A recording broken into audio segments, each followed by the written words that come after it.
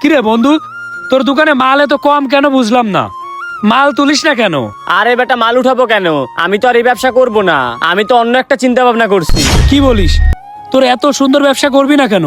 আর কি চিন্তা ভাবনা করলি? ভাই, আমার এই ব্যবসা বাণিজ্য তো পোষায় না, বুঝছস? আমি চিন্তা করছি বিদেশ চলে যাব। এই ব্যবসায় তোর পোষায় না? আরে তোর তো দেখি মাস গেলে ভালো একটা টাকা ইনকাম হয়, এর থেকে বেশি টাকা কি মানুষের লাগে? বন্ধু শোন, এখনকার সমাজে এই 60-70 হাজার টাকা ইনকাম করলে কিছু হয়? কম হইলেও ইনকাম লাগবে 2 লাখ টাকা। এই জন্যই আমি বিদেশ চলে যাব, বুঝছস?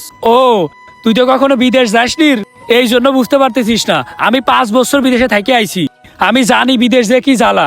তুই যা, তারপরে বুঝতে পারবি। আরে বন্ধু, বিদেশ যতই কষ্ট হোক না কেন, বুঝছস, মাস শেষে যখন বেতনটা দেখবো তখন মনটা শান্তি হয়ে যাবে। এই জন্যই তো বিদেশ যাইতে চাই। বিদেশ যদি আমি যাই তাইলে আমার সর্বনিম্ন প্রতি মাসে 2 থেকে 3 লাখ টাকা ইনকাম থাকবে। আমি কি এই দোকান থেকে কখনো 2 থেকে 3 লাখ টাকা ইনকাম করতে পারি মাসে? এই জন্য আমি ডিসিশন নিছি বিদেশ আমি যাবই, তাতে যাই হোক না কেন। শোন, তুই বিদেশ যাই যে 1 লাখ টাকা ইনকাম করবি, ওই টাকা ইনকাম করতে যে তোর পাশা দিয়ে ঘাম বের হয়ে যাবে। আর দেশে থেকে দোকানে থেকে যে তুই 60-70 হাজার টাকা মাসে ইনকাম করিস, এটা কি কম নাকি? এই টাকায় কি তোর হচ্ছে না? বন্ধু শোন, এত জ্ঞান দিস না। তোর যদি এখন কোনো কাজ না থাকে চলে যা, আমি বিদেশ যাবো, এটাই আমার লাস্ট কথা।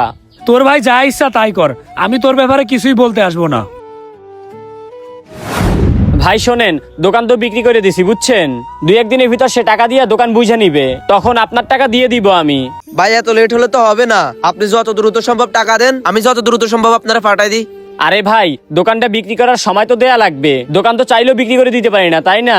এতদিন খুঁজে একটা কাস্টমার পাইছি, তার কাছে কম দামে বিক্রি করে দিতেছি, এতে আমার অনেক টাকা লস হইতেছে, বুঝছেন? দেখেন ভাই, আপনি যত তাড়াতাড়ি টাকা দিবেন তত তাড়াতাড়ি আপনার হাতে টিকিট যাবে, আর তত তাড়াতাড়ি আপনি বিদেশ চলে যাবেন। এখন ডিসিশন আপনার হাতে, টাকা কি তাড়াতাড়ি দিবেন নাকি কয়েকদিন লেট করে দিবেন?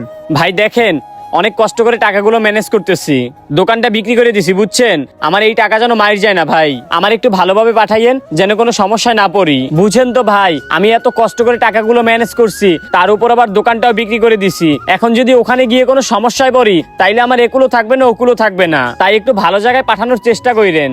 আরে ভাই, আমি মনা দালাল, আমি এত খারাপও না, বুঝছেন? আপনারা আমি সেফলি ওই দেশে ল্যান্ডিং করাই দিমু। আচ্ছা ঠিক আছে ভাই, সমস্যা নাই, আমি 2-3 দিনের ভিতর আপনার টাকা ম্যানেজ করে দিয়ে দিব। আপনি 2-3 দিনের ভিতর টাকা দিলে 1 সপ্তাহের ভিতর যাইতে পারবেন, যান। আচ্ছা ঠিক আছে।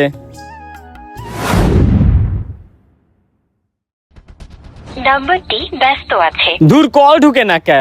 নাম্বারটি ব্যস্ত কিরে আছে। রফিকুল, কই যাস? আরে বন্ধু, আমার তো বিকেলে ফ্লাইট, আমি তো বিদেশ চলে যাইতেছি। কি বলিস, তোর বিকেলে ফ্লাইট? আচ্ছা, তুই কার মাধ্যমে বিদেশে যাচ্ছিস? তোরে এত তাড়াতাড়ি বিদেশে নিয়ে যাচ্ছে? আরে যাইতেছি একটা ভাইয়ের মাধ্যমে, কিন্তু সে তো এখন ফোনই ধরতেছে না। সকাল থেকে তারে ফোন দিতেছি, একটা ফোনও রিসিভ করতেছে না, এখন ফোন বন্ধ বলতেছে। ও আচ্ছা, তোরে কি প্লেনের টিকিট দেছে? আরে না রে, প্লেনের টিকিট আরো যে আনুষঙ্গিক কাগজপত্র আছে কিছুই দেয় নাই, এই জন্যই তো তারে ফোন দিতেছি, এখন তো ফোনও ধরতেছে না। এই, তুই আমার একটা কথা বলতো, ওই ভাইয়ের নাম কি? তুই না চিনে জানি এত টাকা দিয়ে দিলি?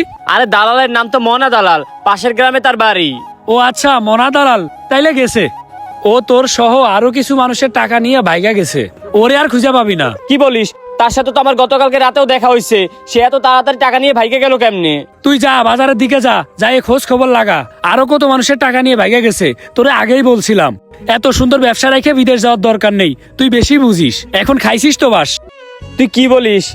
মনা দালাল আবার এত টাকা মাইরে দিল, আমার দোকানটাও বিক্রি করে দিছি, এখন আমি কি করবো? দাঁড়া, আর একটা ফোন দিয়ে দেখি।